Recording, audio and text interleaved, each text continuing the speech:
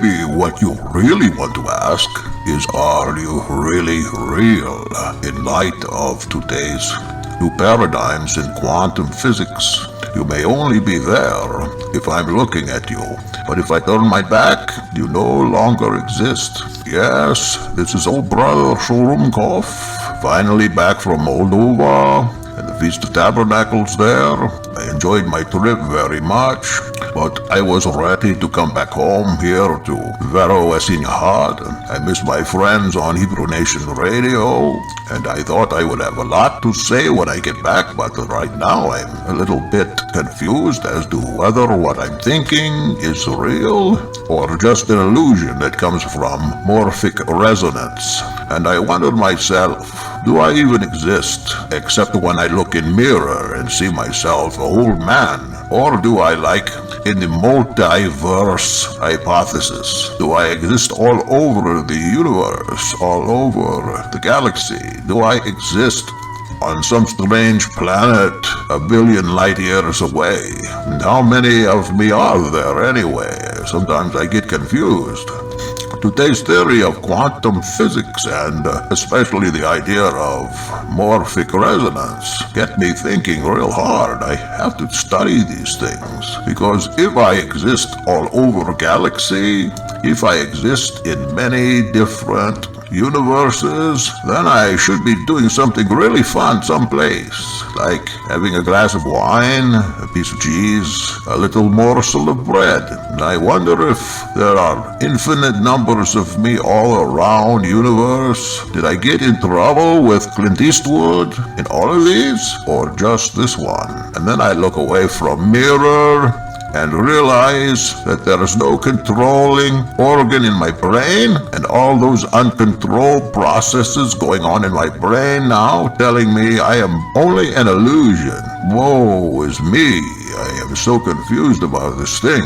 I am going to have to go back out and listen to that Rupert Sheldrake again and do some more study on quantum brain dynamics, and then get into my scripture and read 1 Corinthians chapter 15 again. And then I need to get into that animal apocalypse in the book of Enoch and check very closely whether there is one or there is two creations of humankind, and see what my Bible says is the difference between the two. I know the first part of this series on tracing Adamic race is very confusing and high for me, but I cannot accept or reject it until I do the studies to find out if some of these things true or not. Like, for instance, if the memories I have stored up for 93 years are not stored in my brain, if that could possibly be the truth, that they're stored in morphic fields, then that would make me very happy, because someday this whole body going to die and brain going to die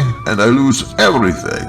But if I learn these things are true, then I've got nothing to lose and everything to gain, because I truly believe that I am a man of Adam's race, else why would my life be spared this long, and why would I be seeking my Father in heaven all these many years? And I know my Father is not an illusion. I believe that's why he cannot be seen, because he spares us from some ideas that because he can't be seen, he's not real, whereas just opposite should be true. Like Kierkegaard tells us, would we believe if he come as a big green bird? If he come as material substance like Zeus or Isis? If he come as golden calf, will we believe?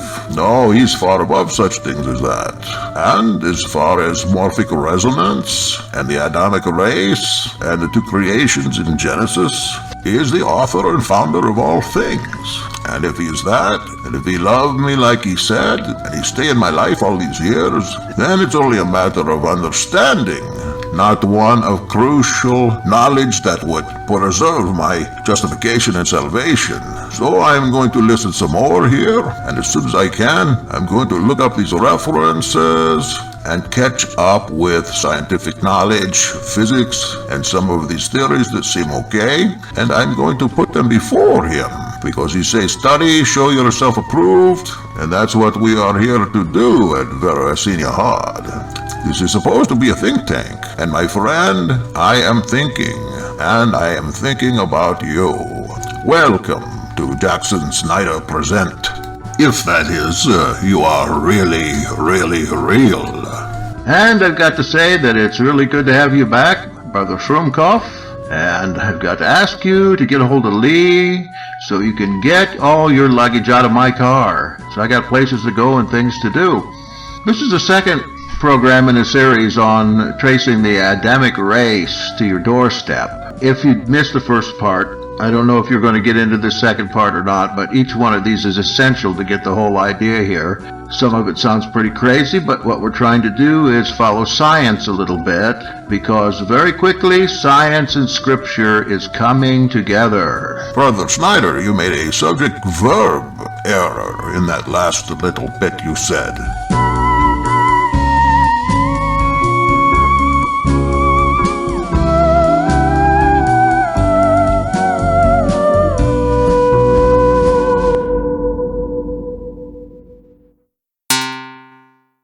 We are stuck in linear time, and that's the way we think.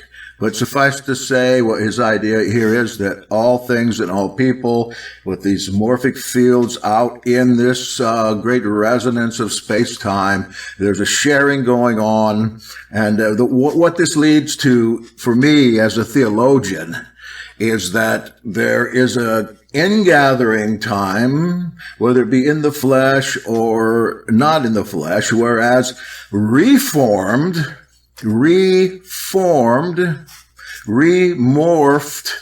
are the people that existed in all time, all their thoughts, everything come together again in a time that the Bible speaks of as Kilia, a millennial time of resurrection and judgment.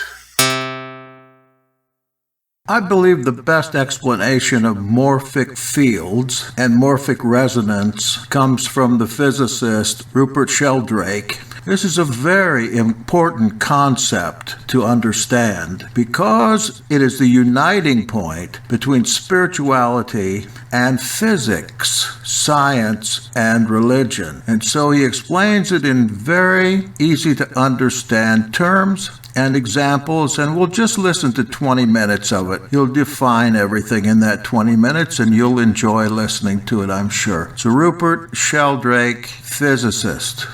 Well, thank you, and thank you for making me feel so welcome. It's a joy to be with you here. I'm going to be speaking about morphic fields and morphic resonance. The big idea is that the laws of nature are more like habits. There's a kind of memory in nature. Things happen as they do because they've happened that way before. Every species has a kind of collective memory. Every individual draws on that collective memory and in turn contributes to it. This idea has many radical implications for our own lives as well. One of them is that our memories are not stored in our brains. Most people just take it for granted that memories are in the brain. This is one of the 10 dogmas of science that I discuss in my book, Science Set Free. But I'm suggesting instead they depend on a kind of resonance with our own past. The brain's more like a TV receiver than a video recorder. These ideas are, of course, controversial, but they make a great deal more sense of the unexplained mysteries of science than the standard theories. I'm suggesting that this kind of memory works through the process I call morphic resonance, the influence of like upon like across space and time. And this memory is carried and expressed through fields called morphic fields. The word morphic comes from the Greek word morphe, meaning form or shape. These are fields that order self-organizing systems. And they're fields that organize molecules, crystals, cells, organisms, groups of organisms like flocks of birds, and underlie the activity of our minds. These fields organize energy. And so I'm going to say a few words to start with about the relation of fields and energy. Then I'm going to say something more about these fields, how they were discovered in living organisms, and how I think they might work. Then I'm going to say more about morphic resonance, and then explore some of the implications. So I've just laid out the big picture. Now I'm going to look at some of the details. But still part of the big picture is the relation of fields and energy. Energy is one of the unifying principles of science. In the 19th century, one of the greatest triumphs of 19th century science was to see how different forms of energy are interrelated and are all manifestations of the same underlying principle. There is energy in nature which gives things actuality, activity, movement, change, flow. And there's energy in the whole universe which flows through many different forms. This energy can be converted to other forms of energy. The energy of light can be converted to chemicals in trees and build up the trunks of trees. The energy in a slice of toast at breakfast time can fuel you or me for much of the morning. If I eat the slice of toast, it fuels my thoughts. If you eat it, it fuels your thoughts. The energy in an electric plug can power a toaster, a hairdryer, a computer, a TV set. The energy can do all sorts of different things. It can be converted to one form or another, to mechanical work, to heat, to light, to chemical energy. And yet, these forms of the energy itself is, as it were, completely promiscuous. It doesn't have any shape or form on its own. It's a principle of activity in nature which the Hindus call Shakti. The concept of Shakti, this kind of blind, undirected energy underlying all things, is very similar to the modern physical concept. But it takes lots of different forms. And why does it take different forms? Because it's organized by fields. Fields organize energy. They give energy form or structure. They are not themselves energy, but they organize energy. Energy is not itself a field, but is organized by fields. The concept of fields in science was first put forward by Michael Faraday. We have the first slide. And Faraday worked with magnetic and electric fields. Everyone's seen magnetic fields at least they're manifested through iron filings, as in this example. And Faraday was wrestling with the idea of how can a magnet have an influence at a distance? How can it affect iron filings all around it? And he was the first person to come up with the term field in science. And a field is a region of influence. It's inside the magnet, but it stretches out around and beyond the magnet. If you don't have iron filings there, it's invisible. The Earth's magnetic field is running through this room. It's invisible. I have here a compass. I always carry one in my pocket. And when I open it up, I can see where north and south are. It reveals this invisible magnetic field. The Earth's gravitational field is pervading this room. If it wasn't, we'd be floating around, not attached to our chairs or to the floor. So fields stretch out beyond material objects. They're in them and beyond them. So the field is a region of influence. The magnetic field is a region of influence. The electrical field is a region of influence. Light is an electromagnetic field. The light that we're seeing through now is a field. This room's full of invisible electromagnetic influences, radio, television, cell phone fields, and so on. So what are fields made of? When Faraday first put forward the idea of fields, he admitted he didn't know, and he had two hypotheses. One was that fields were made of subtle matter, because most people in the 19th century were very materialistic, and they thought, well, if they exist, they must be matter. So he thought they were made of subtle matter called ether. The alternative was that they were, as he put it, modifications of mere space. In other words, they were just patterns in space. And Faraday was a very radical thinker, and he thought that instead of fields being made of matter, matter might be made of fields. Now, that idea of his was rejected in the 19th century, and people went for the ether theory, subtle matter. But in 1905, Einstein, in his special theory of relativity, showed that subtle matter, ether, doesn't really exist. That the fields are indeed, as Faraday thought, modifications of mere space. The gravitational field, according to Einstein, is not in space and time, it is space-time.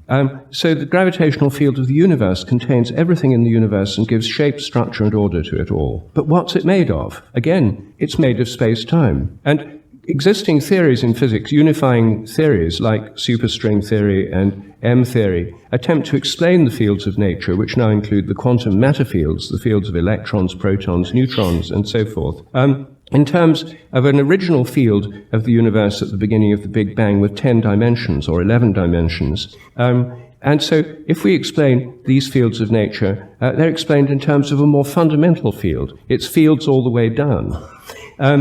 So it's still mysterious as to what they are.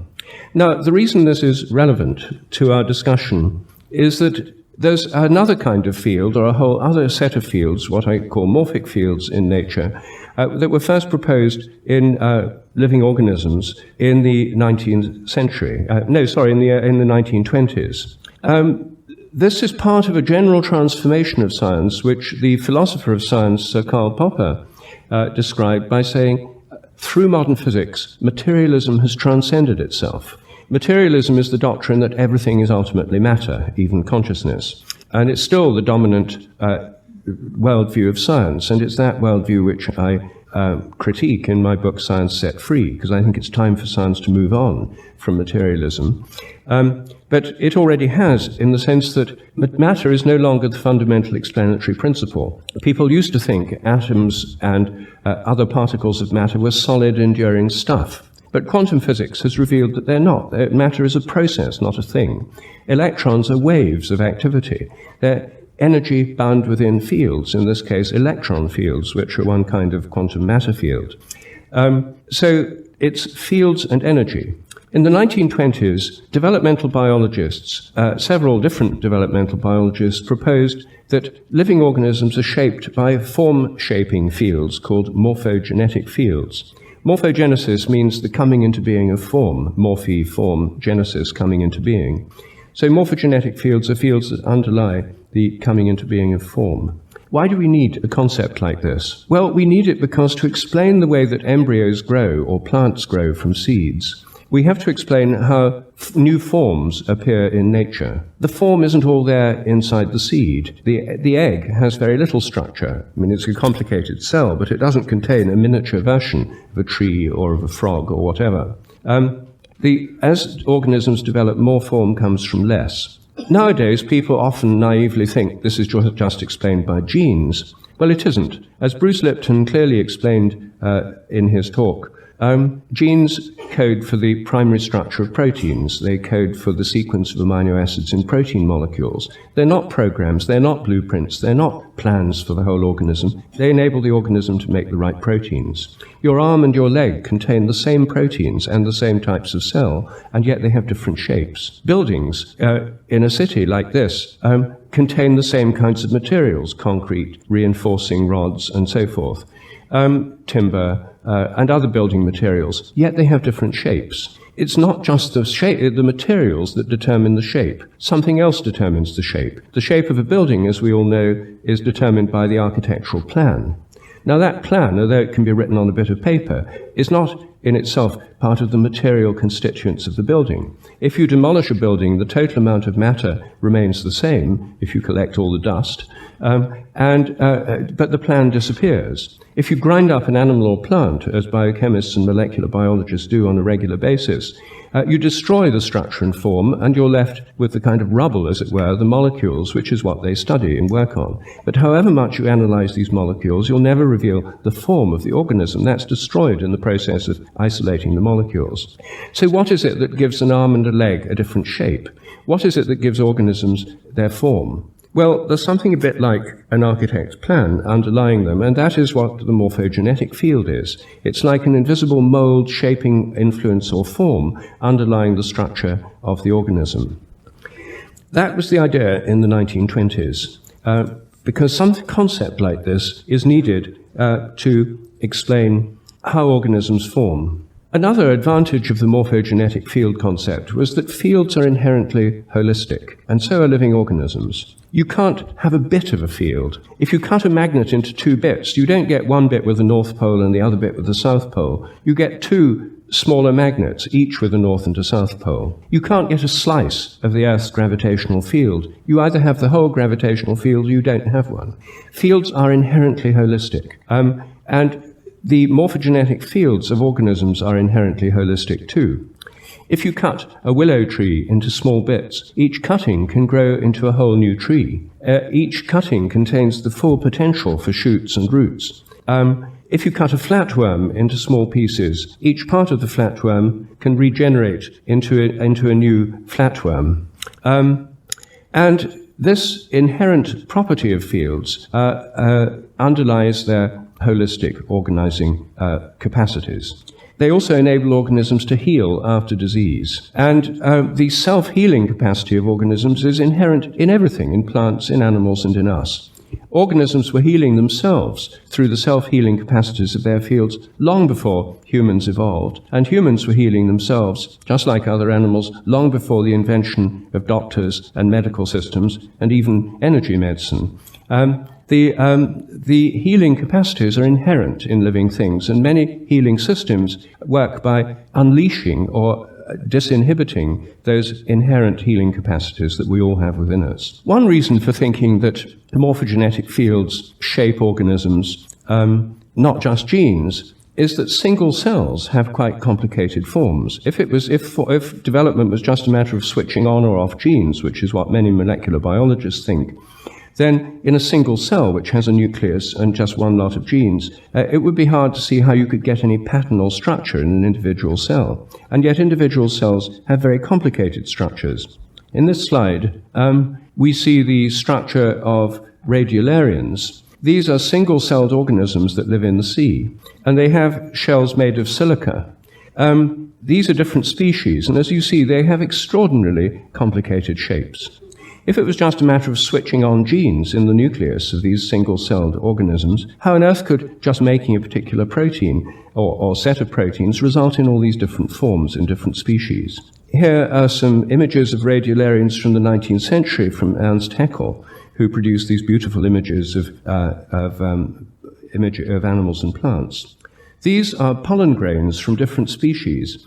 Again, single cells which have different forms. You can recognize different species from the shape of their pollen grains, which is how people can find out what plants grew in the past by looking at pollen grains preserved in bogs. Pollen grains are another example of single cells which can make complex forms. If it was just proteins diffusing around, this wouldn't happen. If the cell has a field, a shaping field, then it's much easier to understand.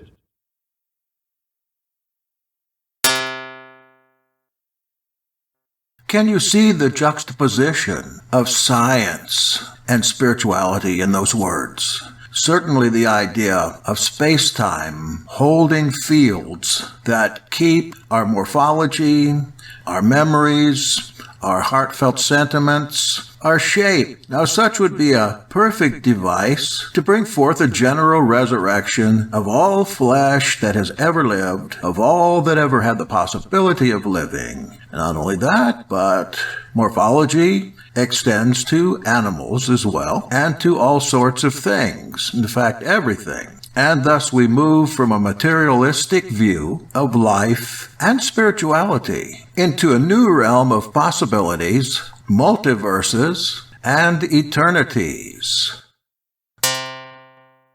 That's how all these forms and thoughts are available. That your brain indeed is nothing more than a biological unit, like a television set that receives signals from some other place and then interprets them for you, not like a video recorder that keeps track of where you've been and what you've thought. What keeps track of it is out here. Else, he says, when you die, if you believe that your thoughts and memories are stored in your brain is going to die. And all your memories and thoughts might thus be lost if they are up here. Because when you die, your brain dies, all that you are dies. And of course, I got to say again, this is theory. You really need to catch up on it yourself, because it's a scientific, almost a meta-scientific way of understanding the quantum physical nature of what our life and our reality really is outside of the limited abilities we have to perceive our universe, how these things are stored up in such a way as to be available to all people at all time, and to make it possible for all people of all time to come into a state of resurrection, whether that be through the Omega point or through a more mythical idea like all of a sudden the resurrected of the dead come back to Jackson Snyder presents will return after these important messages.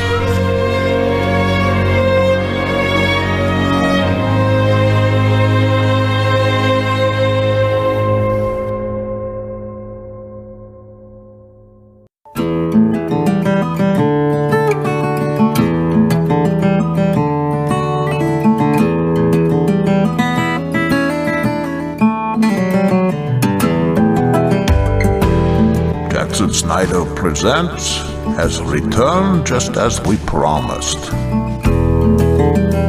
Or through a more mythical idea like all of a sudden the resurrected of the dead come back to live with you like I have explained before and get orientation on a new heaven and new earth, and then we ameliorate the whole thing together. Oh my. I think if I could hear myself 25 years ago, which I can, if this is true, I would think, who is that old bearded madman? All right, Bob has something to say. And when Bob talks, I listen. Yes, it is like the books being opened at judgment, but the books have to be stored somewhere. We are told books because we understand books. You understand also that word books, which in Greek is kodikes. These kodikes or codices were a new invention in the time of the Revelation. They didn't have those before. These codices were an invention. A codice is a little book with a tin or a lead cover on it and pages.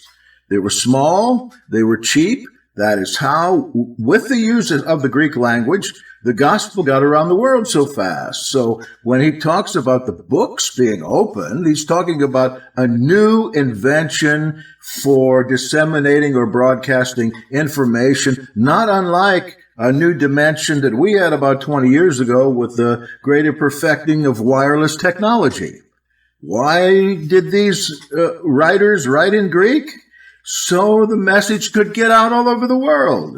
And this is exactly what we're going through now, a technological revolution. The books are opened in a new way. Right now, electronically, we are going over wireless, and perhaps our future understanding will include our memories, our talks, our acts and deeds being collected and reserved into morphic fields that are timeless and available. No, I'm not drinking the Yahad drink today. I'm drinking tea. Nikola Tesla. Well, I tell you, Tesla was his own worst enemy as far as getting his knowledge out. He had a very difficult mental disorders of every kind, or at least that's what we read. I think if he would have got his ideas out, there would be a lot of difference in our understanding today, and we would be way far ahead of where we are. I got bogged down in trying to quantify through statistical means to do this. Yeah, well, who wouldn't? Unless you're a mathematical genius or a natural bean counter. Yes, Einstein, one of the things I mentioned last night concerning him, he said, I don't believe in quantum physics at one time in his life, because I do believe that when my back is turned on the moon, it's still there. Thermo and conservation, creation of and or non-destruction of energy and information. That's right. It would have to be intentionally destroyed. And yet the destruction of energy, how does that come about? It comes about in tremendous force of explosions and destruction of huge portions of the universe. To Genesis, as I mentioned, this evidently is going to go on for a couple more weeks, but I have to prove well enough for you to accept the theory, which to me is not a theory, that there are at least two creation stories in Genesis and they're different, and there's a gap between them, a gap of who knows how many hundreds or thousands of years. If we're going to believe in a personal creation and not a progressive evolution, or a notion of panspermia, which does make a lot of sense to me if you understand what panspermia is, then we have to at least take the two mythological stories from Genesis 1 and Genesis 2, understand them not to be the same story expressed in two ways, but rather two different stories that describe, again in mythological or story terms, two actual different creations. And I speak of this as creations of human beings. And what we got down to last night is that generally the first creation was a wholesale making, manufacturing. The word used behind the word, and he made them male and female, is consistently epoiasine. I'm using the Septuagint version because it's the oldest understandable version we have outside the Dead Sea Scrolls selections on Genesis, and there are a wide varieties in the scrolls, so I'm sticking with the Septuagint right now. Epoiasen means he made, he did, he manufactured, and he manufactured male and female, and he set them on the earth after all was created and made ready for them, and he told them or commanded them to go out and subdue and to recreate or procreate. Subdue the earth, the animals, the fishes. He talks about the crawling things, subdue them, and off they go. He blessed them, and he proclaimed they were good. What they are both called is anthropon, man or mankind, thinking of humankind, until you get to the second creation. Then we get the Adam. And again, I'm working in Greek here because the Greek came from the Zadokite scribes. And I trust their interpretation, although the Septuagint, of course, has been corrupted to some extent.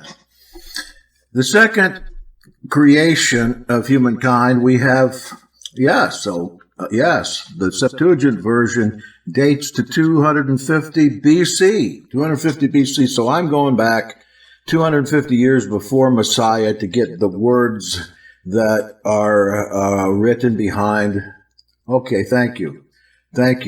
Definitely preferable to the Masoretic text, which came 1,200, 1,300 years later. Adam, I believe, is Hebrew for man. Well, yes, but there are other words, like Ish is Hebrew for man. Enosh is Hebrew for man, and there are several more.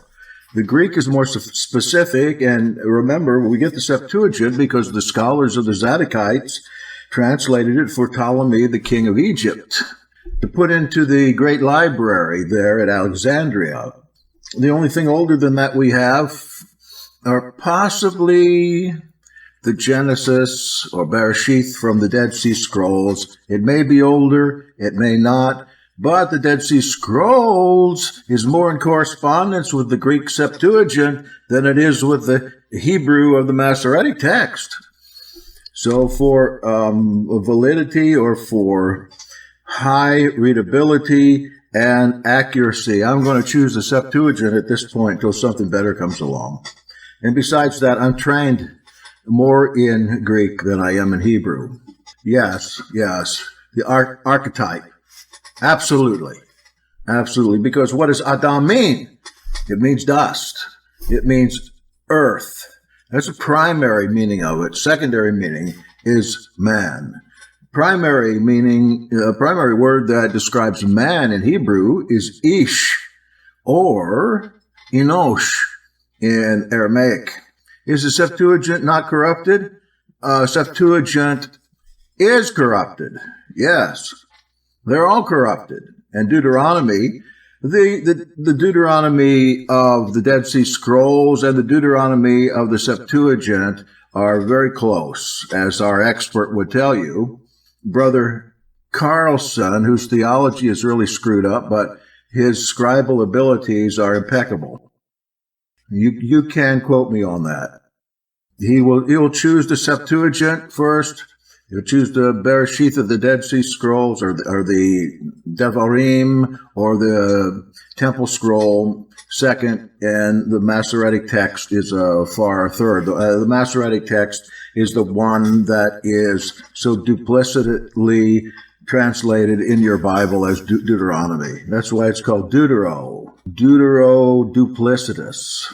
Yes, after Babylon, You remember in Babylon, they had no use for Greek. And this was before the incursion of the Greeks into Palestine through Alexander the Great. And so what they took out into Babylon was Hebrew. But look at what came out of Babylon. The Hebrew itself that came out of Babylon was no longer in Hebrew characters or Phoenician characters. It came out as Babylonian characters. The square box letters that we have, that's not Hebrew, that's Babylonian.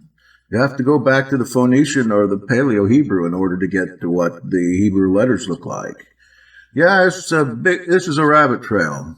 Yes, the Masoretic text is intentionally misdirected, mistranslated, incorrectly vowel-pointed for the purpose of putting or retaining a wall around the Torah based on the Pharisaical, rabbinical way of adding to and taking from the Torah. That's the whole point of it. As for the two accounts, let's look at them again.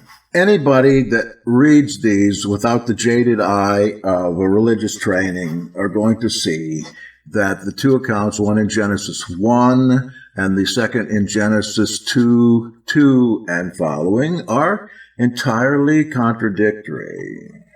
God, if I could say that, he created humans, male and female, after he finished making everything else in the first account.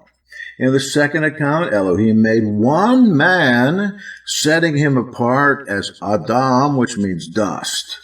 And then he created all the animals in order to find a helpmeet for Adam, this one special man put in a special place, a man of a different type of making than the other men. Because his making here, let's see, what was the word? It was epoesen for the first generation of men. And when we come to Adam, eplasin, plaso means to shape, or I shape. Eplasen, hotheos ton anthropon, kun labon apotes ges, kai enepsukesen es tu prosopon oton, pronon zoes, kai ageneto ho anthropos, ches suken, zosen.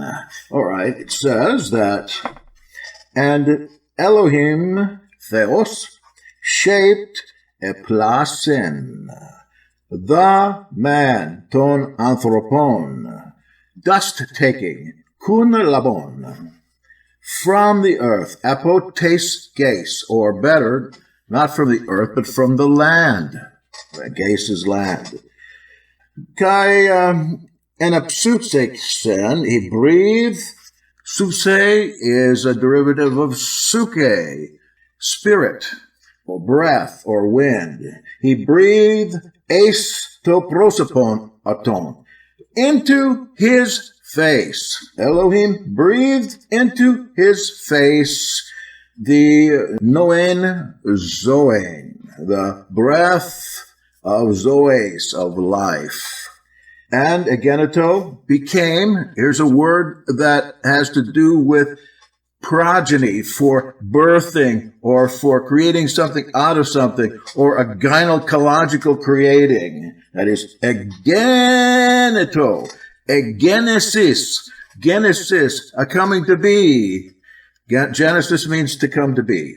And here the very same word is used in reference to how this second man was brought forth. He was formed by the hands, shaped, and ageneto, he came to be the ho anthropos, the man, and then it says in your Bible, a living soul. But in the ancient Septuagint, it says es suken zosen, which means into. He came to be the man into a nefesh that was alive. That's not just a body. A nefesh or a sukain in the ancient language meant a physical form with intelligence.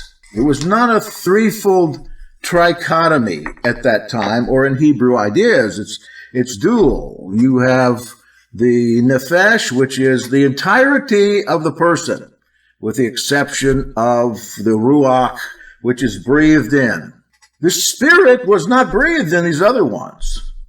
This makes the second man a special delivery, resembling an anthropos, a human, but not entirely an anthropos. He becomes a homo Uranus, that is, a sky man, whereas a homo sapiens is a wise man. Why would he not? It's like this. When you're a young woman, some come to desire to have their own children when they're brought up with siblings. Some girls have to take care of their siblings. But a lot of girls, I would suppose, like the Virgin Mary, would look forward to being married. Certainly she had fantasies of being married and being the mother of the Messiah. And then that opportunity came, however it came to be, I don't know. But she has her own child. Women have their own child. And it doesn't take a rocket scientist to look at a page in Facebook and see 18,000 pictures of somebody's child. First child. In fact, I wasn't long ago, I was getting bombarded by pictures of new babies. It's mine. This was mine. I formed this one. I'm responsible for the upbringing. I breathed my breath into this child. It was my nurturing in the womb that bring this thing out. Oh, I love my siblings. I love my nieces and nephews. Of course I do. But this is mine. He walks with me. He talks with me. I take him through the garden. I look to find him some friends. And I protect him when I create the lion, when I create the tiger. I protect him. I don't know how vicious they're going to be. So I make myself a monkey. And I say, isn't the monkey funny? And my special son, he says, yes, but I can't confide anything in this. So he makes another. He makes a woman. I understand this is mythology, but I'm trying to personalize it to show you that this is completely different. He makes the first ones just like the rest of the animals. They are animals. They're intelligent animals. Homo sapiens, that means wise. But the second one is special, and he, with his own hands, the father, stretches out of the land a safe place. Puts angels about there to keep it safe, and he puts a special man and woman. Of course he knew that there would need to be a woman, but he has to test it out first because this son is not the same as them. It's a different family. You know, you've got genus, species, family. It's a different family. And this one becomes a Sukain Zosan, a living body and intelligence with the breath of life. So the breath, of course, that's Ruach in Hebrew and Suke in Greek, and that's something different. That's why I wanted you to read that article written by some Buddhist about the spiritless humans. See, Elohim, he planted paradise. Paradise. Paradosis, para, alongside. Do means giving. Okay, so Yahweh, this time it's Yahweh, not Elohim anymore. Yahweh plants a giving alongside thing. That's what a paradise is. Where? In Eden. Eden. Kata Anatolas, according to the East, or in Anatolia, whichever way you want to read it. Yes, it's parousia, thank you, Lee. Parousia means the presence, and we think of it in terms of the presence of Messiah. It doesn't mean, the parousia does not mean the coming of Messiah, it means the presence. Para, alongside, ousia, being. We've got another word there that's used in Christian lore, and that's parakletos. Para, alongside, kletos, called.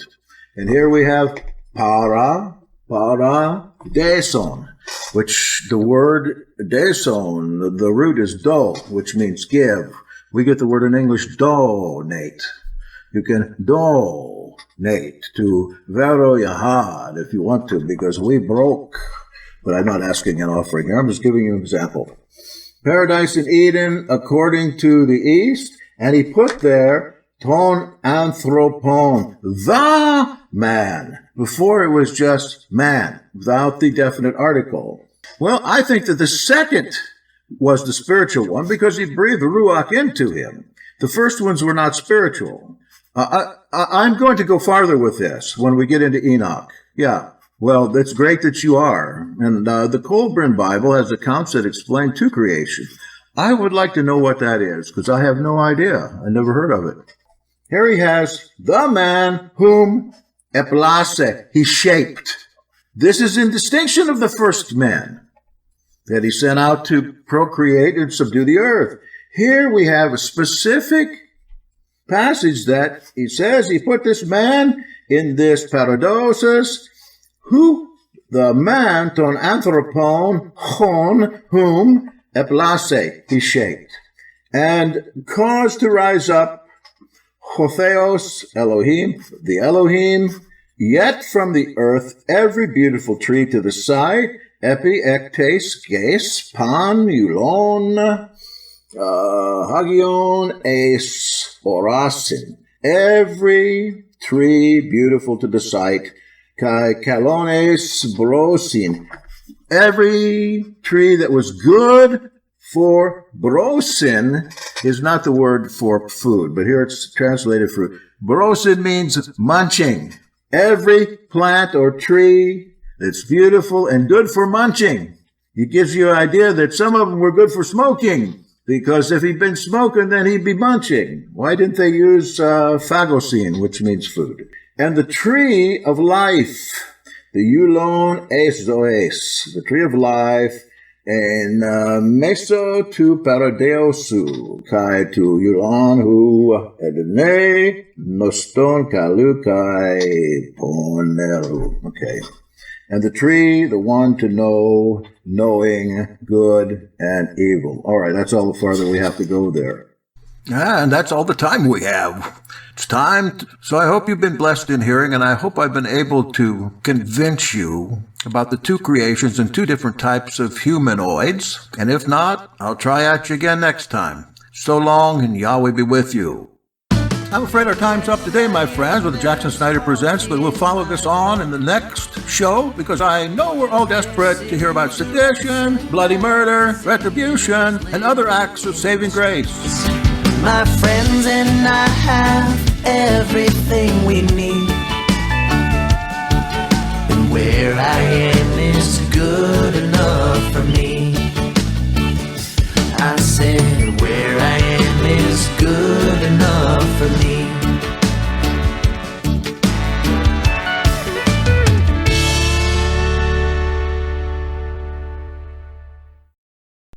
Brother Schruumkoff, could you come over and help me just for a minute? Well, sure, I'll help you out, Brother Snyder. I'm wondering if you would do the English of the Master's Prayer, if I do the Aramaic. The Sloth of Damaran? Sure. Slotha Damaran. The Master's Prayer. Avun Dibawashmaya. Our Father, who is in the sky. Nithkarashmach. Set apart is your name. Tete Melkuthach. Comes your kingdom. Newe Silianach. Done is your will. Achana Dibawashmaya. Af Bubara. As in the sky, so on earth. Aflan Lachma. Disun Kano Yamana. Give us bread for our needs from day to day. Wavaklan Chaven. And forgive our offenses. Achana Dabchanan Shabachen Luche Yaven. As we forgive our offenders. Wela Talon Lunishona. And lead us not to the trial. Ela Patson Min Bishach. but deliver us from the evil one. Vitiel Dadilache, For yours is Melkutha, the kingdom, Wachela, and the power, Utishbo Akta, and the glory, Laolam, forever and ever. Amen. Amen. I thought that was really great right off the top. Didn't even have to rehearse it. And I'm sure it was efficacious as well, us praying together. Oh, yeah, I'm glad to help you anytime. As long as what you're doing is Yahad approved, of course.